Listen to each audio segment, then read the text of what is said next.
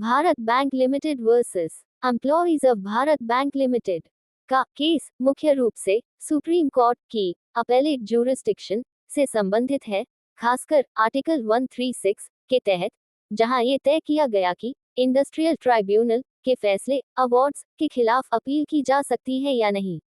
Background of the case, cause of dispute, ये case 1950 का है। भारत बैंक लिमिटेड के कर्मचारियों एम्प्लॉइज ने अपनी कुछ डिमांड्स पूरी न होने पर स्ट्राइक कर दी थी। बैंक की कार्रवाई, बैंक्स एक्शन जवाब में बैंक ने कुछ एम्प्लॉइज को डिस्चार्ज यानी नौकरी से निकाल दिया था। ट्राइब्यूनल का गठन, सेंट्रल गवर्नमेंट ने इस इंडस्ट्रियल डिस्प्यूट के निपटारे के लिए इंडस्ट्रियल डिस्प्यूट्स एक्ट 1947 के तहत एक इंडस्ट्रियल ट्राइब्यूनल का गठन किया।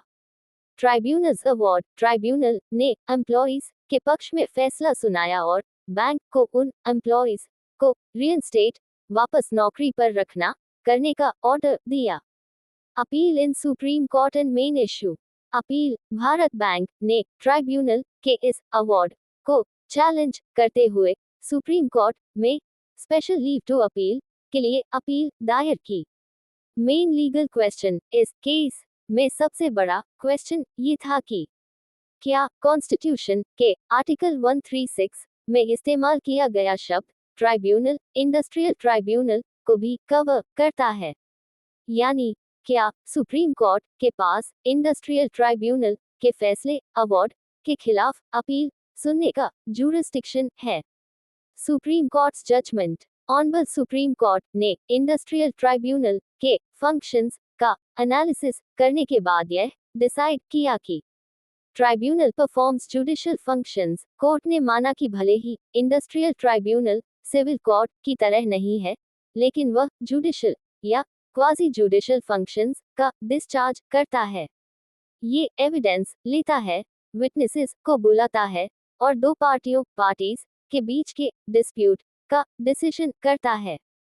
स्कोप ऑफ आर्टिकल 136, आर्टिकल 136 में शब्द ट्राइब्यूनल को बहुत वाइड सेंस में इस्तेमाल किया गया है। इसका ऑब्जेक्टिव हर उस बॉडी को कवर करना है जो जुडिशियल पावर का इस्तेमाल करती है, भले ही वह सिविल कोर्ट न हो। कंक्लूजन, कोर्ट ने होल्ड किया कि सुप्रीम कोर्ट के पास आर्टिकल 136, आर्टिकल 136 के तहत इंडस्ट्रियल ट्राइब्यूनल के फैसले अवार्ड के खिलाफ भी स्पेशल लीव देने का ज्यूरिस्डिक्शन है।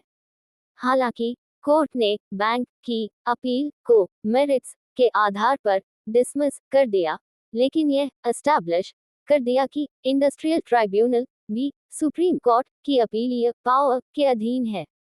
सिग्निफिकेंस ऑफ द केस, ये केस भारतीय लॉ में एक लैंडमार्क जजमेंट है, क्योंकि सुप्रीम कोर्ट की आर्टिकल 136 के तहत अधिकारिता ज्यूरिस्डिक्शन के दायरे, स्कोप को परिभाषित, डिफाइंड किया। इसने ये स्पष्ट किया कि इंडस्ट्रियल ट्राइब्यूनल एक क्वाजी जुडिशियल बॉडी है जिसके फैसलों की रिव्यू सुप्रीम कोर्ट कर सकता है, जिससे वर्कर्स और एम्प्लॉयर्स के बीच के इंडस्ट्रियल डिस्प्यूट्स में जस्टिस की एक हायर अथॉरिटी बन गई।